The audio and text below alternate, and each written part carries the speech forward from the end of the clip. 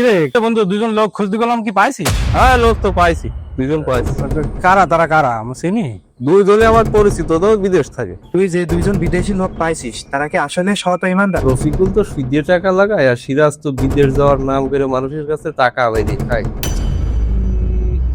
আরে না না, এনে চিন্তা করিস নি, তারা দুইজন খুবই সৎ এবং ইমানদার। যদি আরো টাকা পয়সা লাগে এই নিয়ে চিন্তা করার দরকার নেই, দরকারে টাকা তারা আরো পাঠাবে। শুধু একটা জিনিস মাথায় রাখতে হবে, বউরা যেন না দোষ দোষ হয়। আর সিং চিং বেকা তারা হোক, সমস্যা নেই, গরুটা হতে হবে গোশে ভালো, বুঝছো? এসব কি বলিস তুই? গরু কেনার সময় কুরবানি দেয়া, গরু সবসময় ভালো দিয়ে কিনতে হয়। শিং মিং ভাঙা এগুলা কি কুরবানি হয় নাকি? এইসব কি কি কি বলিস? আর গোশের চিন্তা করে গরু কিনলে হবে? আল্লাহর জন্য দিতে হবে, গোশের চিন্তা করলে তো হবে না। গরু কুরবানি দিয়ে আল্লাহর জন্য, এই জায়গায় গোশতটা আসলে মুখ্য বিষয় না, নিয়তটা হলো মুখ্য।